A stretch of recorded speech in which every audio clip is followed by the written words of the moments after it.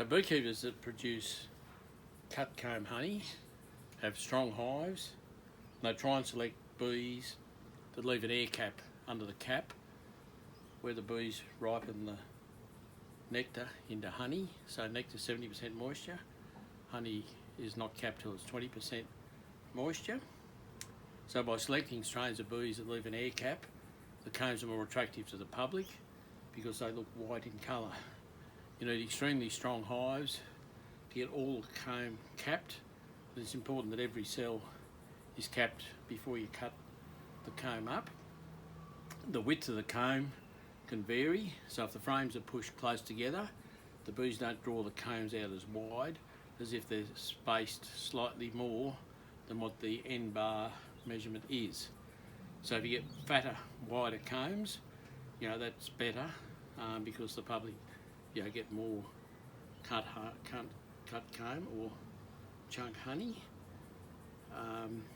And you need to put the frames on when there's a honey flow on. It's probably important that you have a queen excluder on the hive, otherwise you'll get brood in the comb.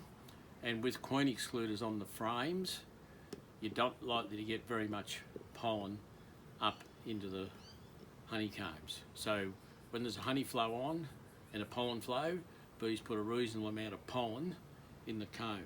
If that's the case, the container has to be labelled pollen may cause an allergic reaction, because that's a requirement under the Food Health Australia and New Zealand regulations. Anything contains pollen, there must be a warning on the label, because the minority of the people are allergic to pollen. So we don't want pollen in cut comb honey or comb honey. To see that, you hold the comb up to the light and you can see virtually through the comb if the honey's light, and you aim to get a light coloured honey, such as clover or lucerne or something like that that's light in colour. And by holding the frame up to the light, you can see pollen in the cells in the comb. If that's the case, you must label it may contain allergic reaction. Quite simple to hold up to a bright light and you'll see the pollen stored in the combs. The bees will probably put a wax cap over it, so it won't be obvious when you look at it. You need to also control a small hive beetle, because occasionally small hive beetle can be problems when you produce cut comb or comb honey. Alright? Okay, I then lift the frame out of the wax and put that to one side. And that frame can be reused again. I've then got a cutter, so a stainless steel cutter. They'll cut the frame up into 8 pieces.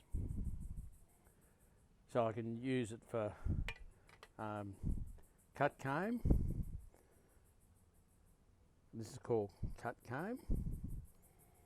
So I just get the cutter and cut down through the wax like that, and I end up with some wax, and I can put it into containers, and there's all sorts of containers that can be purchased to put the wax in. So I just do that like that and then shake it out. So this is honey comb, that's untouched by human hands, straight from the beehive. You can chew that up and spit the wax out, or you can digest the wax. If you don't want it to go candy, put it in a freezer. Honey doesn't freeze, and if it hasn't started to go candy, it won't go candy in a freezer. But you don't put it in the fridge, because that's the ideal temperature for honey to go candy.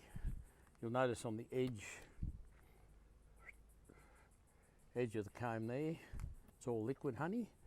So I then put the lid on it, and then you need to label it with your name and address, the weight, product of Australia, and a nutritional label on the container to sell.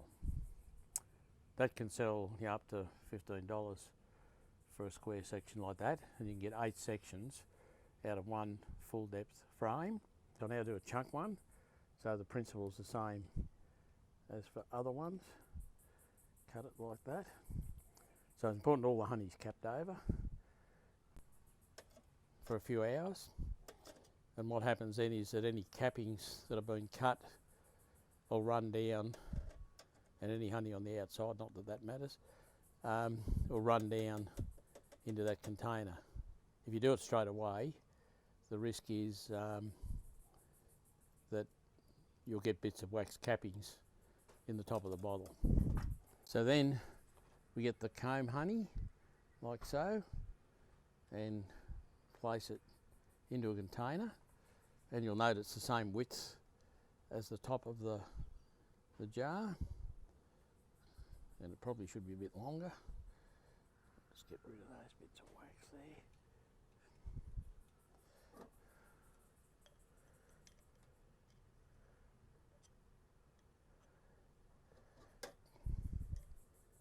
And it's preferable to use the same wax, same honey, sorry, as the wax. So then I'll need to put honey into this.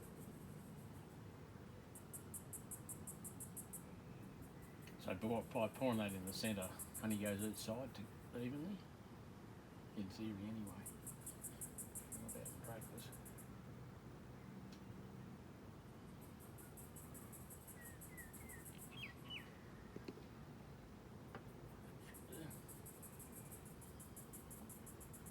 So for chunk honey, you need to look at the quality of the comb and the centre rib of the comb, which is there, that it's straight and even when you judge honey. So people can buy that and they can take the comb out and eat the comb separate to the honey, or they can mix the comb and the honey with cheese or something like that to eat. So that's called chunk honey, piece of honeycomb in a bottle.